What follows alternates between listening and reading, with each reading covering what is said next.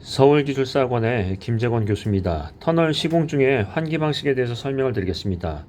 환기 방식에 대해서는 왼쪽에 이제 나와 있는데 먼저 들어가기 전에 먼저 해야 될 것을 한번 보겠습니다. 환기 시설에 대해서 제일 먼저 해야 될 게 뭐죠? 먼저 소요 환기량이라는 걸 해야 되겠죠. 소요 환기량. 소요 환기량 하기 전에는 또 뭘 얘기해야 돼요? 오염물질의 허용 농도.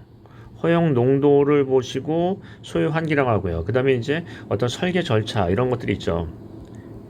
그래서 이것을 다 쓰자라는 얘기가 아니라 여기 내역에 대한 부분을 먼저 무엇을 써야 되느냐 하고 종류와 특징 또는 설치 시 유의사항을 써야 되겠죠. 자, 허용 농도에 대해서 간단하게 얘기하면 여러 가지가 있겠지만 우리 이제 산업안전보건법에 따르면 우리가 이제 유해 가스나 산소 농도에 대한 부분을 기준을 엄격하게 하고 있는데요. 자, 유해 가스에 대해서는 어떻게 한다? 우리 이렇게 외우죠. 초. 그래서요. CO, H2S O2에서요. CO 일산화탄소는 30ppm 미만이 돼야지 좋고요. 여기는 10ppm 미만 하고요. 산소는 18% 이상이어야 되고 여기 다 미만이죠. 산소가 18% 미만이 되면 어떻게 되죠? 18 하면서 이제 질식재해가 일어난다라고 이제 외운다고 했죠. 별로 외우는 방법은 좋지 않은데요. 자, 일단은 이제 허용 농도에 대한 부분이에요. 그러면 소요 환기량에 대한 부분은 어떻게 구하느냐 하는 건데, 소요 환기량은 어떤 부분이 있죠? 물론 여러 가지 얘기를 할 수 있어요. 발파 가스에 대한 어떤 소요 환기량에 대한 부분이 있고요. 유해 가스에 대한 부분이 있고요. 또는 이제 우리 산소 농도, 산소 결핍에 대한 농도를 기준하는 어떤 소요 환기량이 있어요. 즉 산소가 결핍이 되지 않게끔 외부에서 신선한 공기를 넣어줘야 되는 어떤 그 기준이 있죠. 근데 보통 이제 발파 가스에 대한 농도 기준을 얘기를 하는데 가스에 대한 기준은 얼마죠? 네, pKAT다. pKAT다. 이렇게 얘기하죠. 얘는 오염물질 발생량이에요. 발생량. 그래서 얼마 정도로 보나요? 발생량은 이제 뭐 측정을 해봐야 되겠죠. 큐빅미터 하고요. K는 환기 계수예요. 계수는 배기식의 경우에서는 결국 0.4 정도 되죠. 그 다음에 얘는 오염물질 허용 농도예요. 얘는 이제 계수고 허용 농도 ppm이죠. 허용 농도. 그러니까 일산화탄소를 기준으로 한다면 얼마요? 30ppm 또는 뭐 50ppm 보는 경우도 있겠지만 30ppm 얘기를 하고요. 그 다음에 시간 T는 얼마죠? 15분 정도는 봅니다. 15분. 그래서 이제 어떤 소요 환기량을 결정하고요. 설계를 한다 하는 거예요. 자, 그러면 여기 이제 왼쪽에 급기식과 배기식과 급배기식을 보겠습니다. 먼저 급기식과 배기식은 어떤 부분이죠? 여기 급기식은 여기 막장에다 신선한 공기를 공급을 한다 하라는 거예요. 근데 여기 가장 큰 단점은 뭐예요? 막장은 신선하지만 터널 내부에서는 오염물질이 이쪽으로 몰리게 되죠. 즉 오염물질을 빨리빨리 빼는 게 아니라 오염물질을 내부에 가중시키는 경우가 있어요. 그래서 이런 문제가 있다라는 거고요. 물론 환기 그 배기 팬이 굉장히 크기 때문에 외부에서의 소음에 대한 문제나 진동에 대한 문제도 있을 수 있다라는 거예요. 자, 배기식은 어떻게 해요? 안에서 이제 이렇게 끄집어낸다. 급기식을 송기식이라고도 부르죠. 또는 송기식 이렇게 얘기하고요. 배기식은 이제 안에서 이렇게 적인 부분이죠. 근데 이제 이게 흡입 안으로 하면 여기 안에 뭐예요? 풍관에 이게 이제 먼지가 쌓인다라는 거죠. 즉 더스트가 풍관에 있기 때문에 뭐가 필요하다? 덕트 내 분진 때문에 유지 보수가 필요하다. 청소해야 된다 그 얘기예요. 그런 부분에 문제도 있고요. 급배기식은 급기와 배기를 같이 쓰는 건데 효율은 아주 우수해요. 하지만 뭐예요? 이게 이제 비용도 비싸고요. 비용도 비싸고 이게 이제 관이 이렇게 풍관이 차지하는 어떤 면적이 크기 때문에 공사에 간섭이 있을 수 있다. 이렇게 얘기할 수 있겠죠. 그리고 이제 이거 집진기를 쓴다라는 거예요.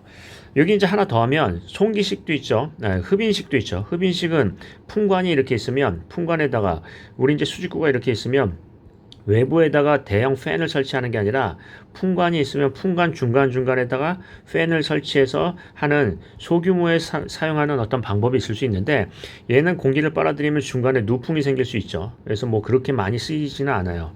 여기 보시면 송기식 또는 급기식, 송기식, 배기식, 급배기식 정도가 이제 많이 쓰이게 되겠죠.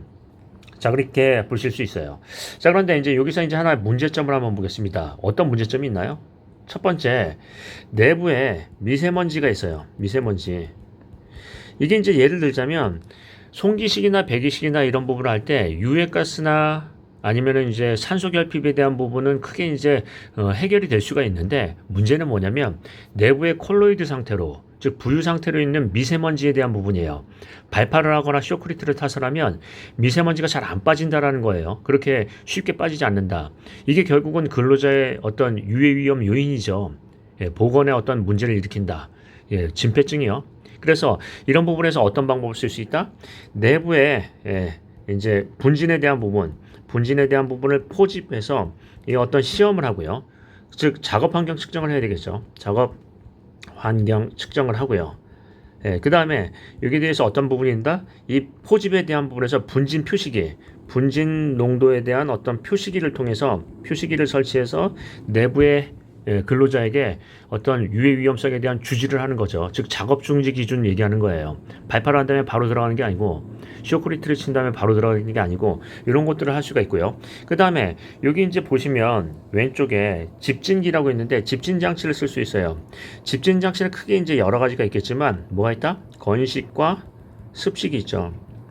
건식은 뭘 얘기하냐면 전기를 이용해서 이게 이제 부유물질이라는 게 콜로이드 상태로서 정전기적인 어떤 성질을 갖거든요.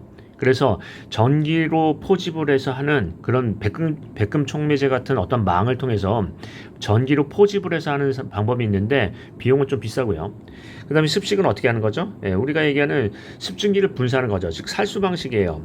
미세 분말을 살수를 한 다음에 이게 예를 들어서 우리 이제 이동식 급배기 겸용 집진 장치 같은 것을 보시면 탑차 위에다가 뭘 태웠어요. 이런 식으로 집진 장치를 했죠. 그래서 발파를 한다고 한다면 발파로부터 유발되는 어떤 미세 분진, 즉 콜로이드 상태로서 이제 잘 침강이 안 되는 아주 공중에 계속 떠 있는 초미세 물질이 생기죠. 그러면 얘를 습증기를 분사하면 어떻게 된다? 그 습증기의 입자에 흡착이 되죠.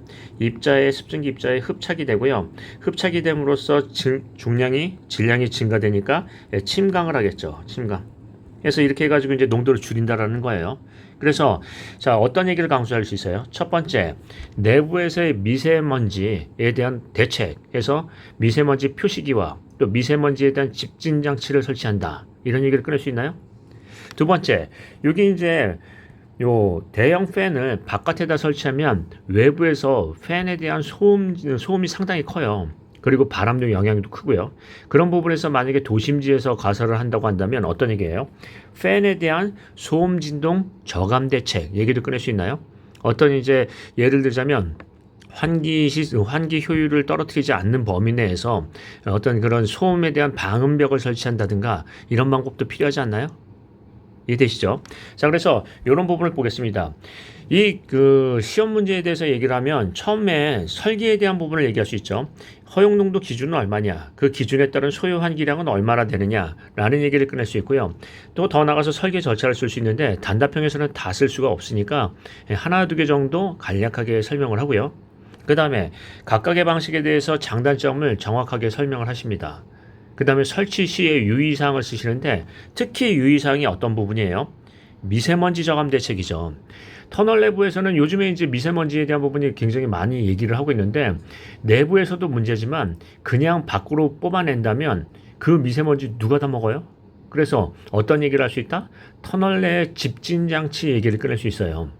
예전 같은 경우에서는 그냥 내보냈지만 어떤 문제가 있다? 요즘같이 미세먼지가 예를 들어서 대기 중에 미세먼지의 오염 농도가 상당히 큰 어떤 경고 수준이다 라고 한다면 그냥 내보낼 수는 없는 거죠. 현장에서의 어떤 미세먼지 저감책이 필요하니까요. 그래서 집진 장치의 운영 방법, 즉 이동식 우리가 습증기 분사식의 어떤 집진 장치를 사용한다든가 또는 내부에다가 어떤 얘기를 해요? 스마트 작업 안전 대책, 즉 예를 들면 내부에서 이런 것들을 하죠. 터널이 이렇게 있으면 터널 안에서 표시기가 있거나 아니면 유해가스 농도나 산소 결핍에 대한 농도를 어떤 측정할 수 있는 측정 장비 이런 것들을 하고요. 그게 만약에 위험 수준이면 경보를 울리게 하는 거예요. 경광등 같은 걸로요. 아니면 스마트 안전모 같은 경우에 안전모에다가 뭘 붙인다? 유해가스 농도에 대한 측정 장비를 하고요. 이 유해가스 농도의 측정 장비 측정을 한 다음에 문제가 있거나 농도가 높으면 어떻게 한다? 여기다가 이제 알람 모터 같은 걸 설치해서 이제 경고를 할 수 있겠죠. 그래서 어떤 부분을 강조한다는 거예요. 미세먼지에 대한 어떤 문제점, 안전 보건에 대한 문제점과 현장에서의 대응 방안 이런 얘기를 꺼낼 수 있겠죠. 자, 현장에서의 문제를 발치하고 어떤 개선 방안을 제시한다. 기술사의 가장 근본이 될 수 있는데요. 자, 이런 부분을 생각하시면서 정리하시면 되겠습니다. 자, 마치겠습니다.